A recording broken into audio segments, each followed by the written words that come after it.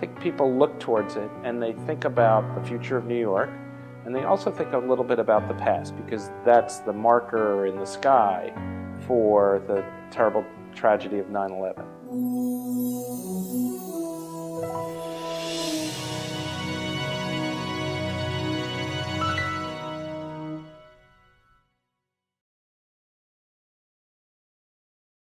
My name is Ken Lewis.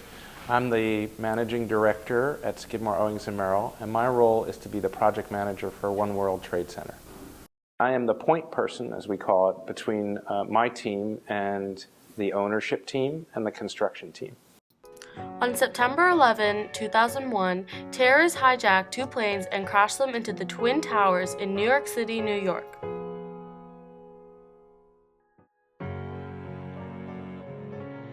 Skidmore, Owings & Merrill, also known as SOM, the architectural company, sponsored a competition for building the master plan of the new building that would take the place of the fallen Twin Towers.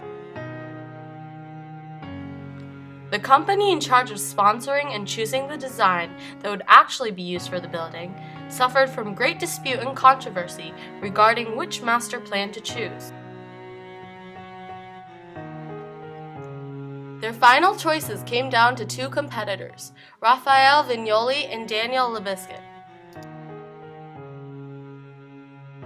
Daniel Libeskind had this master plan, which frankly the developer thought was good because it made the buildings, the office towers, very important. Raphael Vignoli's scheme was more about making a memorial in the sky. And there were these 2 beautiful cylinders which had various elements engaged in them. And it was really was a monument in the sky. The office buildings were sort of background to the project. And the controversy was that the jury had recommended the Raphael Vignoli scheme, and then the governor, George Pataki, picked the Libeskind scheme. The Daniel Libeskind, who was a professor of mine way back when, who's a brilliant architect, his role was to design the master plan, and is to do a series of important things, to determine where the streets are, to determine where the mass, as we call these buildings, where the square footage was going to be located, and to come up with an overall idea for the site. Just as Mr. Daniel Libeskind was chosen to create the master plan for the building, Mr. Larry Silverstein, the CEO of the company that was sponsoring it, chose David Childs as his architect to design the overall building.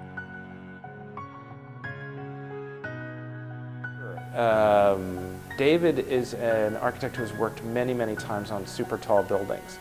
And as David has learned, as we've all learned, that structure is a critical part of any tall building. And so, the designs for the One World Trade Center were ready. However, construction proved to be a different challenge. There have been many obstacles, but mostly it's been about overcoming technical difficulties.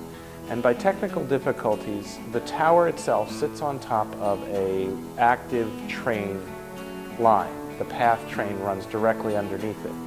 And it was the imperative that that train be kept running the entire time we were constructing the building.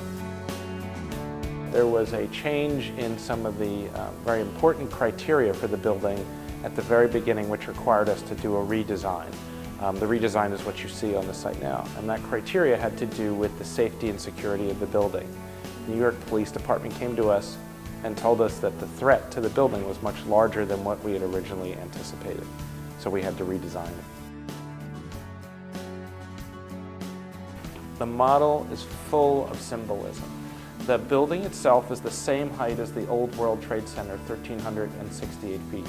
The shape of the building, the bottom of the building, is the same size as the old World Trade Center. And the overall height is 1,776.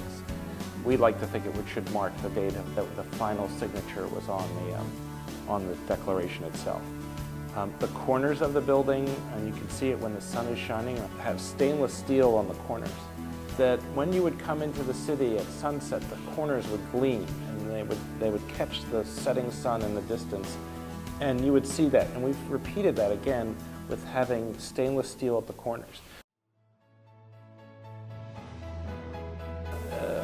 What's the impact of this building on the world. Yeah, you know, it's everybody brings their personal experience of 9/11 to it, almost everybody. My emotions have been very deep. My own experience with 9/11 and the loss of a colleague who I knew very well have played on my emotional side, and it sort of comes up. I get very emotional about it because I think of the significance of it and what it represents to the city. I think it will feel like a hole in the skyline has been replaced.